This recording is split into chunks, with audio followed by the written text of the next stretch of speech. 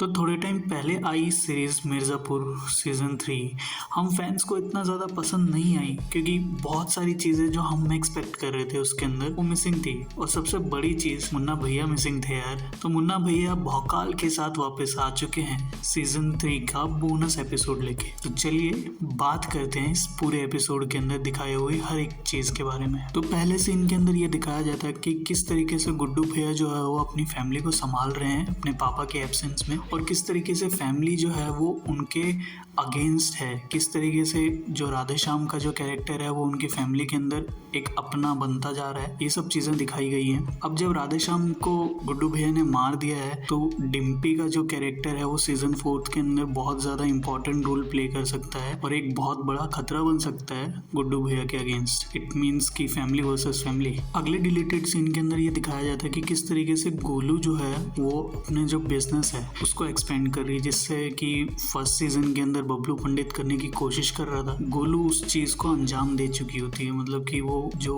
College कभी मुन्ना भैया का हुआ करता था, जहाँ कभी उनका भौकाल हुआ करता था, वहाँ के स्टूडेंट्स को अपने बिजनेस के एक्सपेंशन के अंदर इंक्लूड करने की कोशिश करती है। अब बात करते हैं रदिया के कैरेक्टर के बारे में। जो मिर्जापुर की सीरीज के अंदर हमने देखा था कि वो किस तरीके से गोलू की तरह बनने की कोशिश कर रही है, उनके कपड़ों को ट्राई कर रही है, उनकी चीजों को ट्राई कर रही है। उसी तरीके से ये सीन उसका एक्सटेंशन है कि वो किस तरीके से उसी की तरह मतलब बुक्स पढ़ रही है या ड्रिंक कर रही है। ये दिखाता है कि वो किसी और के अंडर नहीं रहना चाहती, वो खुद भी मतलब एक अथॉरिटी में आने की कोशिश करना चाहती है, या मतलब दिखा रहा है कि किसी तरीके से वो अथॉरिटी में आना चाहती है, जो कि सीजन 4 के लिए एक बहुत ही अच्छा ट्विस्ट हो सकता है। क्योंकि मिर्जापुर के एंड क्रेडिट के अंदर रदिया ने जो किया वो हम सबको मालूम है। अगला जो डिलीटेड सीन है उसके अंदर हमको मुन्ना भैया बड़े और छोटे का जो कंफ्यूजन इतने टाइम से चल रहा था सीजन 2 के एंड से लेके अभी तक सीजन 3 में काफी हद तक हमको पता चल चुका है कि वो छोटे का एक कैरेक्टर है, उसको एकदम क्रिस्टल क्लियर कर देते हैं। अगला जो डिलीटेड सीन है वो रमाकांत पंडित के कैरेक्टर के अंदर एक एडिशनल लेयर को ऐड करता है कि वो ये दिखाता है कि किस तरीके से जेल के अंदर जाने के टाइम पे और जब वो थोड़ा टाइम वहां पर रहते हैं वो किस तरीके से उनकी सोच जो है वो बदलती है। कि पहले वो मतलब ऐसे होते हैं कि अपने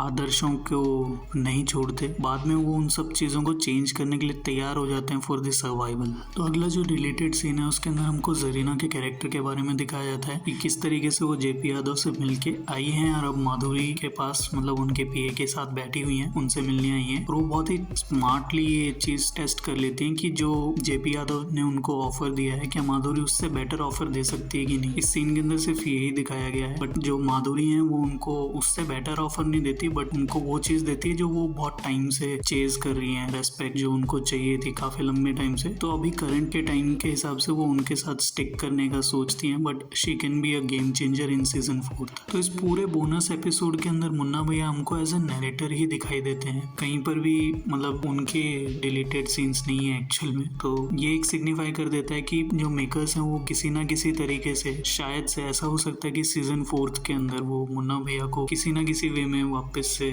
शो के अंदर लेके आए। मेरे हिसाब से तो ज्यादातर यही हो सकता है कि शायद वो नरेटर के रूप में, सूत्रधार के रूप में, जैसे वो अभी हैं इस बोनस एपिसोड में, उसी तरीके से हमको सीजन 4 में भी वो देखने के लिए मिले। कहीं ना कहीं वो कहानियों के बीच में कनेक्शंस बनाए और उनकी कमेंट्री भी काफी अच्छी है यार। आई लाइक दिस परफॉर्मेंस जिस तरीके से वो इसमें है, बट आई ऑल्सो वांट कि वो वापस एज अ मुन्ना भैया वाले हार्डकोर मुन्ना भैया वाले जो कैरेक्टर है उसके अंदर वापस आए। मेकर्स को कुछ ना कुछ तो तिकड़म लगानी पड़ेगी, बट ये बहुत ही क्लियर मूव था और बहुत ही अच्छा मूव था सीजन 4 को प्रमोट करने के लिए, क्योंकि season 3 was not that much good and we wish कि अगर सीजन 4 जो है जो आए वो एटलीस्ट सीजन 1 या सीजन 2 के लेवल का हो या उनसे भी ऊपर हो। तो लेट्स सी आपकी क्या फैन थ्योरीज हैं कि किस तरीके से मुन्ना भैया हमें सीजन 4 में दिख सकते हैं, वो आप कमेंट डाउन कर सकते हैं। अगली वीडियो में मिलते हैं। Tata bye.